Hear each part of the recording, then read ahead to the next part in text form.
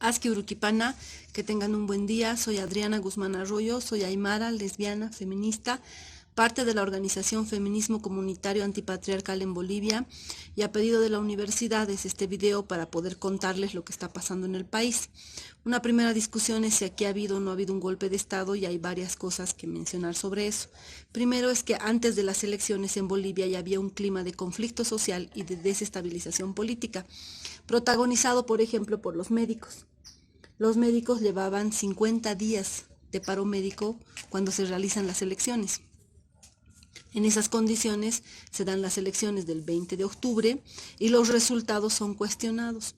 En los resultados Evo Morales tenía 10% más que Carlos Mesa, pero la oposición exige una segunda vuelta y a las pocas horas plantea que había habido un fraude y que se anulen las elecciones. Así comienzan unas protestas denominadas en defensa de la democracia, que consistían principalmente en cortar las calles del país, presionar en las ciudades. Son protestas protagonizadas por los comités cívicos, por gente común que estaba, como ellos decían, defendiendo su voto frente al fraude. De igual forma salen las organizaciones sociales a las calles a defender también su voto frente a quienes decían que había habido fraude. En ese contexto de movilización en el país es que se aprovecha para incorporar grupos armados. Uno de ellos, la Resistencia Juvenil Cochala, que son grupos de jóvenes armados con cascos, con lanzas, con gases, con palos, con escudos y en moto, que comienzan a generar terror en distintos lugares del país. De igual forma reaparece el grupo Unión Juvenil Cruceñista, que desde el 2008 es un grupo fascista que ha declarado una limpieza étnica y hace ataques a mujeres y hombres indígenas. Estos dos grupos armados comienzan a actuar y en diferentes ciudades hay jóvenes principalmente armados con cascos, con lanzas, que comienzan a atacar principalmente a las organizaciones sociales que estaban también defendiendo su voto en las calles.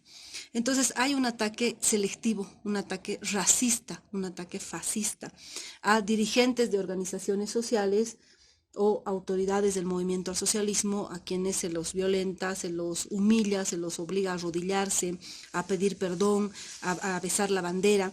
El 6 de noviembre es atacada Patricia Vera, que es alcaldesa de una localidad en Cochabamba denominada Vinto, una parte de Bolivia, y a ella se le corta el cabello. Es una alcaldesa del movimiento al socialismo, se le corta el cabello, se le echa gasolina para quemarla, se atenta contra su vida, se la golpea, se la humilla, se la obliga a andar descalzas, a andar de rodillas, se quema la alcaldía, el municipio, el ayuntamiento donde ella trabajaba, y todo en un escarmiento a quienes son parte del movimiento al socialismo, en un escarmiento a las mujeres, a los hombres indígenas y a los pueblos originarios. En medio de toda esta violencia aparece Luis Fernando Camacho. Él es presidente del Comité Cívico de Santa Cruz y por tanto representa los intereses de empresarios, oligarcas, terratenientes, empresarios madereros, que tienen el poder económico en el país. Luis Fernando Camacho empieza a tomar toda esta movilización en defensa de la democracia para sus propios intereses y comienza a exigir la renuncia de Evo Morales, encabezando a estos grupos armados que habían generado terror en distintos lugares del país. Eso es más o menos hasta el 8 de noviembre. El 8 de noviembre a esto se suma un motín policial, es decir, la policía plantea desacato, desobediencia al presidente hasta ese momento Evo Morales, y apoya las movilizaciones que estaba haciendo Luis Fernando Camacho, quien además es parte del fundamentalismo y conservadurismo en el país.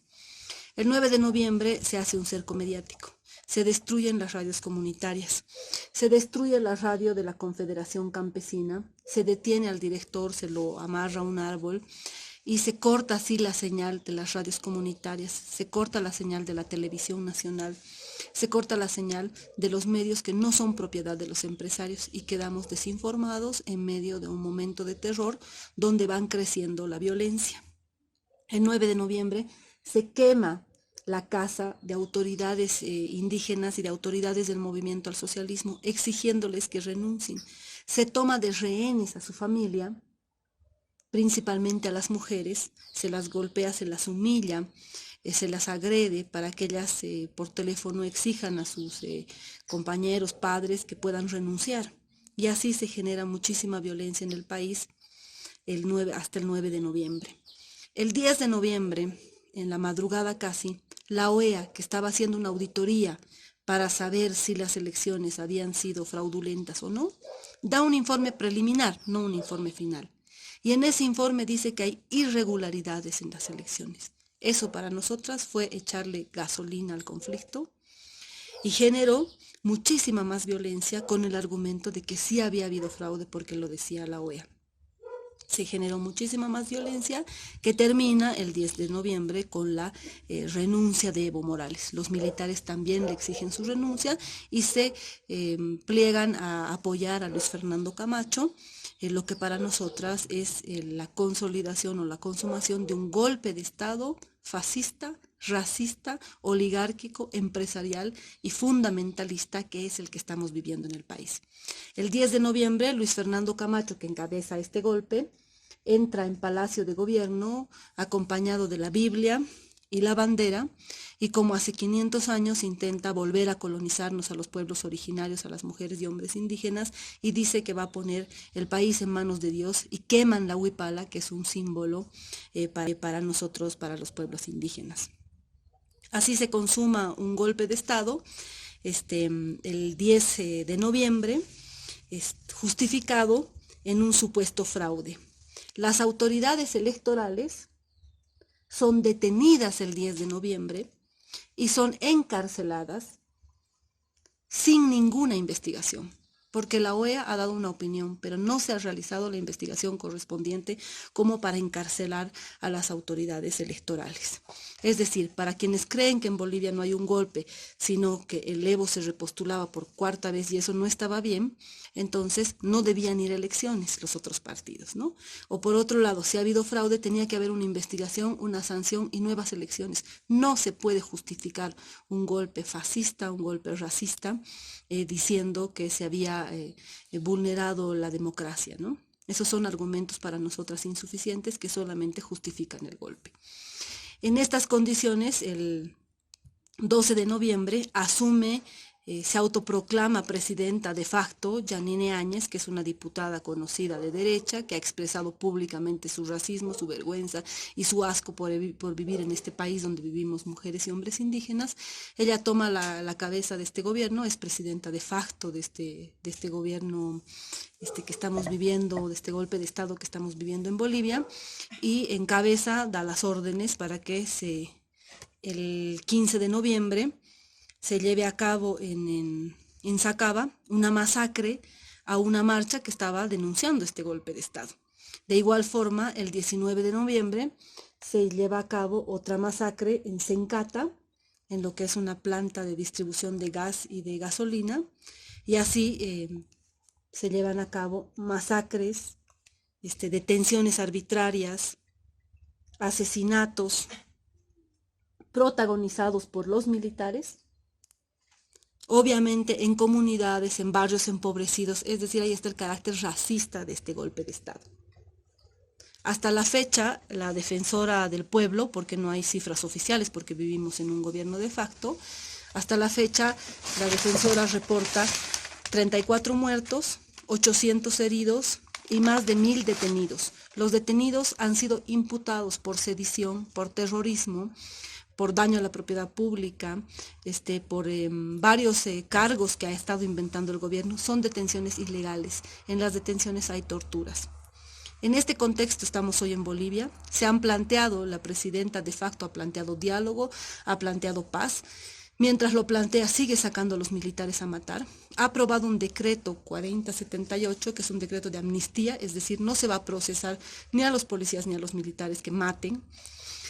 Todas las condiciones están dadas para que este golpe de Estado y golpe a las organizaciones sociales siga, y es mentira el diálogo para nosotras, es mentira la paz a la que convocan. No creemos en las elecciones. Se ha hecho el Congreso, donde el movimiento al socialismo también está, y también está toda esta derecha que ha hecho el golpe, han hecho una ley para convocar elecciones.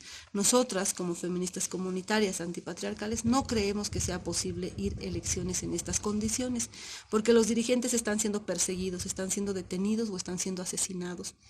Es un falso discurso el que convoca a la paz, es un falso discurso el que convoca a la democracia. Con el fascismo no se dialoga, el fascismo no tiene palabra, no cumple los compromisos que hace, mantiene una persecución. Entonces estamos viviendo un golpe de Estado muy violento en Bolivia, y este video también es para, además de explicarles eso, este carácter racista y colonialista.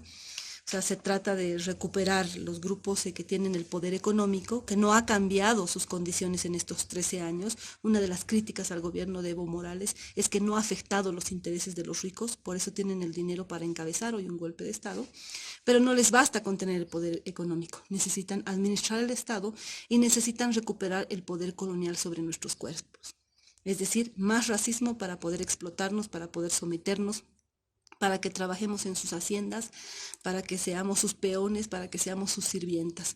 Hoy lo que se debate en Bolivia en este golpe de Estado es la lucha entre dos formas de país, entre dos miradas, el vivir bien, que viene desde los pueblos, y la forma capitalista, extractivista, individualista, que es también planteada empresarial como una posibilidad de vida.